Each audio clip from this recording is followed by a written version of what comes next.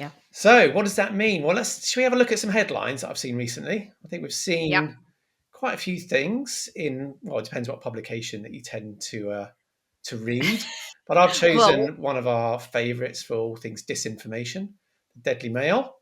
Let's have a little look. So what are they talking about here? So talking about higher mortgage rates. These are recent headlines, literally in the last few weeks. High mortgage rates impacting buy-to-let investors. well, that's not really accurate right now because we're seeing interest rates coming down more and more. In fact, we're in the middle of two refinances, and we were just emailed yesterday that between choosing the 2-year fixed and the 5-year fixed, it's already dropped to 0.1%. Yeah. So they are coming down. But anyway, But back these to are the some of the headline. headlines that, for those maybe looking to get into property, you might be a bit put off. Yeah, Mortgage interest rate bills have gone up. Our landlords in crisis, high mortgage rate. What I find is a lot of these publications, they're written by journalists. And most of yeah, the time, journalists are behind the curve. They're reporting things that they've heard or that have happened. And that doesn't necessarily reflect what's actually currently going on in the market. yeah. So, but it does scare people. It does put people off. Yeah. The headline after that mortgage rate, if you just click again, Nick, for those of you watching on YouTube, you'll see these headlines. But this one here, if you can just pause it there, yeah. tenant in rent arrears set to rise with landlords giving warning as price outpace people's incomes. I mean, that's, is that a Deadly Mail? It is, yeah. Yeah, these are all Yeah. Deadly Mouse, yeah. But I mean, to be Um, fair, they appear in slightly less alarmist headlines in, Times, Telegraph, yeah. broadsheets if you want to, compare same day to different headlines. Um, Um, tenant in but, rent arrears set to rise. Well, it's just a headline.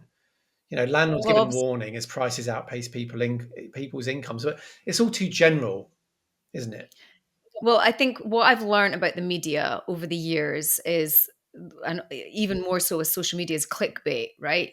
You see this sensationalist headline of landlords exiting the market. In fact, the next headline, if you just read out the next headline, is that the one that's like all landlords are basically leaving here for sale, more landlords head for the exit. That's quite sensationalist. And so for the lay person just going about their life, going to their work and seeing a headline like that, they then believe that, yeah, buy to let's dead, landlords are selling up and getting out of the market, and it's not really the thing to do right now. So, And then they carry on with their life and don't really think more about it. But for those that are a bit more seasoned, if they actually open up the article and read it, it's all very waffly stuff that's like, yeah, you're not telling me anything new there. this one's taken from Rightmove, yeah, and it's just a stat. It's just reporting the proportion of former rental properties being listed for sale was at its highest on record. This is Yeah. just from Rightmove. 18% of homes now for sale were previously available for rent, compared with 8% in 2010.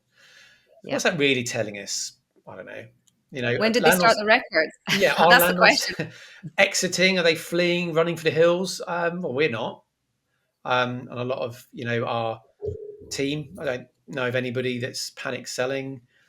Yeah, but Um, let's talk about the people who are, because look, they're not just making these headlines up. They are, we there have been instances that have occurred, policies, regulations that have come in that frankly have put people off. And so I think the biggest one that we need to talk about is obviously clause 24.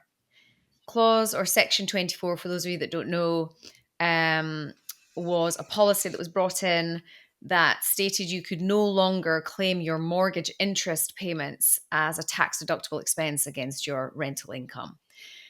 They actually go a step further and say, well, we're actually going to add your profit on a monthly basis or annual basis to the interest that you're paying on your mortgage as profit and tax you on that.